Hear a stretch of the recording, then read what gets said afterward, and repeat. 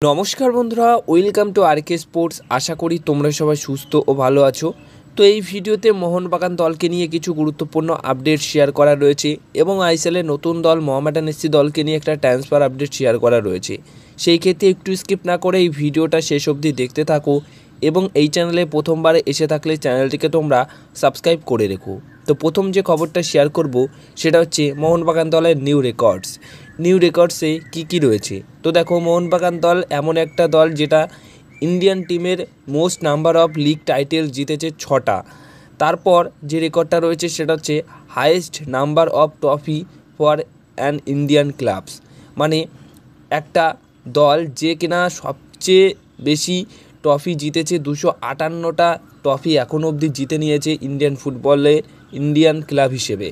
Highest point ISL হিস্ট্রিতে এই প্রথমবার highest point collect করলো মোহনবাগান দল এবং একমাত্র দল যে দলটা কিন্তু 48 পয়েন্ট পেয়েছে এই সিজনে এবং হাইয়েস্ট পয়েন্ট আইএসএল হিস্ট্রিতে তারাই কিন্তু কালেক্ট করেছে।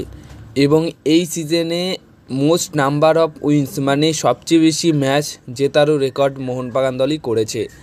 তো এই ছিল কিছু গুরুত্বপূর্ণ নতুন রেকর্ড মোহনবাগান দল যেগুলো করেছে। এর পাশাপাশি বন্ধুরা আর একটা বিশাল বড় রেকর্ড কিন্তু করেছে, আর সেই রেকর্ডটা কি সেটা হচ্ছে আইএসএলের ইতিহাসে আমার মনে হয় এটাই সবচেয়ে বেশি বড় একটা রেকর্ড। ডার্বি বাদ দিয়ে মোহনবাগান দল অলরেডি গতকালের ম্যাচে দর্শকের যে আসন বা দর্শকের স্থান ছিল সেখানে 60,000 প্লাস মানুষ কিন্তু গতকালের ম্যাচ স্টেডিয়ামে বসে দেখতে গেছিলো বা দেখেছেন। 60,000 প্লাস 61,000 মানুষ কিন্তু একসাথে কলকাতার সল্টলেক স্টেডিয়ামে এই ম্যাচ দেখার জন্য ছিলেন। তো এটা কিন্তু ডার্বি বাদে হয়েছে, তো এটা একটা বিশাল বড় রেকর্ড। তো এমনিতেই 1 নম্বরে রয়েছে দর্শক আচরণের বিচারে মোহনবাগান দল। তাছাড়া গতকালের ম্যাচে একটা ফাইনাল ম্যাচের মতো ম্যাচ, সেখানেও কিন্তু 61,000 প্লাস কিন্তু দর্শক উপস্থিত ছিলেন। তো এটা একটা রেকর্ড রয়েছে। এবং গতকাল আর একটা জিনিস লক্ষ্য করেছি, জিও সিনেমা আইপিএলে যখন আমরা দেখি সেখানে কিন্তু লাইভ ওয়াচিং কাউন্ট হয়, যে কত মানুষ লাইভ দেখছে, তখন দেখি 4 লাখ 5 লাখ লাইভ কাউন্ট, মানে লাইভ দেখছে মানুষ। তো গতকাল একটা জিনিস দেখেছি, যখন একদম শেষের মুহূর্তে এটা খেয়াল করেছি, তখনই কিন্তু দেখাচ্ছিল একদম শেষের মুহূর্তে, মানে শেষের ধরো 15 মিনিট থেকে শুরু হয়েছে ম্যাচের, শেষের 15 মিনিট থেকে শুরু করে পুরো শিল্ড যখন মোহনবাগান দল হাতে তুললো সেই অবধি 11 লাখ মানুষ লাইভ ওয়াচিং করছিল জিও সিনেমাতে, যেটা অন্য কোনো দলের ক্ষেত্রে হয়নি, সেটা মোহনবাগান দলের ক্ষেত্রে হয়েছে। মানে 11 লাখ মানুষ শুধুমাত্র জিও সিনেমাতেই তখন কিন্তু লাইভ ওয়াচ করছিল।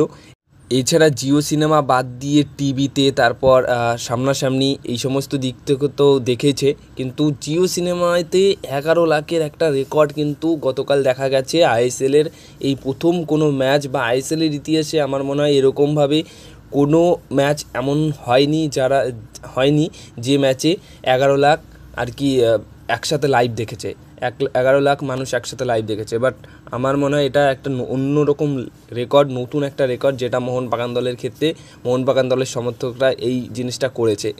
তো হ্যাটস অফ মোহনবাগান দলের সমর্থকদের এবং মোহনবাগান দল, এটাই হচ্ছে ভারত সেরা। এবার যে আপডেটটা শেয়ার করব সেটা হচ্ছে হেক্টর ইউস্টেকে নিয়ে। গতকাল যেভাবে পারফরমেন্স করেছে এবং সারা মরশুমে ধারাবাহিকভাবে ভালো পারফরমেন্স করেছে, তার বয়সটা বেশি হলেও তার যে খেলার অভিজ্ঞতা রয়েছে সেটার অভিজ্ঞতা গতকাল কিন্তু কাজে লাগিয়েছেন তিনি। এবং আমরা একটা সিনিয়র প্লেয়ার থেকে কী আশা করতে পারি আর কি সে দিতে পারে সেটা কিন্তু গতকাল আমরা দেখে নিয়েছি। তো এই প্লেয়ারটি কি আগামী মরশুমে থাকছে? তো দেখো, এই প্লেয়ারটি যে পারফরমেন্স করেছে ধারাবাহিকভাবে এবং যেভাবে সেটেল হয়েছে, আগামী মরশুমে তার থাকার সম্ভাবনা কিন্তু থাকছে। হ্যাঁ, আরও একটা মরশুমের চুক্তি বাড়িয়ে নিতে পারে, তাকে রেখে দিয়ে নতুন আর একটা ডিফেন্ডার বা ডিফেন্সিভ মিডফিল্ড পজিশনের প্লেয়ার কিন্তু আনার চেষ্টায় থাকবে। কারণ যেভাবে পারফরমেন্স করছে তাতে করে তাকে ছেড়ে দিয়ে ডিফেন্স লাইন আপটাকে ভেঙে দিয়ে আবার নতুন করে তৈরি করার কোনো মানে হয় না। এখন তো ডিফেন্স লাইন আপ খুব ভালো সেটিং রয়েছে, তাই আমার মনে হয় যে হেক্টর ইউস্টেকে রেখে দেওয়া উচিত আরও একটা মরশুমের জন্য, এবং তাকে রেখে দিয়েই আর একটা ভালো ডিফেন্ডার বা ডিফেন্সিভ মিডফিল্ডার আনুক, যে কিনা হেক্টর ইউস্টেকে ব্যাকআপ দেবে। এবং শুধু হেক্টর ইউস্টেকে ব্যাকআপ নয়, সে অ্যাজ এ ডিফেন্সিভ মিডফিল্ড পজিশনেও খেলতে পারবেন বা শুরু করবেন প্রথম প্লেইং 11 থেকেই। তো এর পাশাপাশি সবশেষে যে আপডেটটা শেয়ার করব সেটা হচ্ছে মোহনবাগানের পাশাপাশি আইএসএল এবার কলকাতার আরও এক প্রধান খেলবেন মোহামেডান, নতুন দল। তো এই নতুন দল কিন্তু এই বছর অন্যতম সেরা দল তৈরি করতে চলেছেন, সেরা একটা স্কোয়াড তৈরি করতে চলেছেন, যেখানে তাদের স্কোয়াডের মূল্য কিন্তু মোহনবাগানের পরেই থাকবে। মানে এমন একটা মূল্যের স্কোয়াড করছে, প্রায় আনুমানিক 40 কোটি টাকার ওপরে কিন্তু একটা স্কোয়াড তারা করতে চাইছে। তো সেখানে বিদেশি কিছু চূড়ান্ত থাকছে, কিছু ইন্ডিয়ান প্লেয়ার চূড়ান্ত থাকছে। তো সেখানে আরও একটা আপডেট জানা গেছে যে একটা কোয়ালিটি সিডিএম মানে কোয়ালিটির সেন্টার ডিফেন্সিভ মিডফিল্ড পজিশনের বিদেশি প্লেয়ারকে আনছে, খুবই চেনা পরিচিত প্লেয়ার এবং হাই প্রোফাইল প্লেয়ার, যার মার্কেট ভ্যালুও কিন্তু অনেকটা বেশি। এখনও অবধি কোনো রকম নাম জানা যায়নি, বাট হ্যাঁ, খুবই একটা সারপ্রাইজ ডিল কিন্তু মোহামেডান এসসি দল করতে চলেছে। দুর্দান্ত একটা সাইনিং করতে চলেছে, যেটা কিন্তু খবর জানা গেছে। হ্যাঁ, নেক্সট বিদেশি যেটা সই হবে সেটা হচ্ছে সিডিএম, সেন্টার ডিফেন্সিভ মিডফিল্ড পজিশনের প্লেয়ার কিন্তু সই করাতে চলেছে মোহামেডান এসসি দল। তো সময় আসলে নামটাও তোমরা জানতে পারবে যে কোন সেই বিদেশি যাকে মোহামেডান সই করাতে চলেছে। তো এই ছিল আজকের কিছু গুরুত্বপূর্ণ আপডেটস।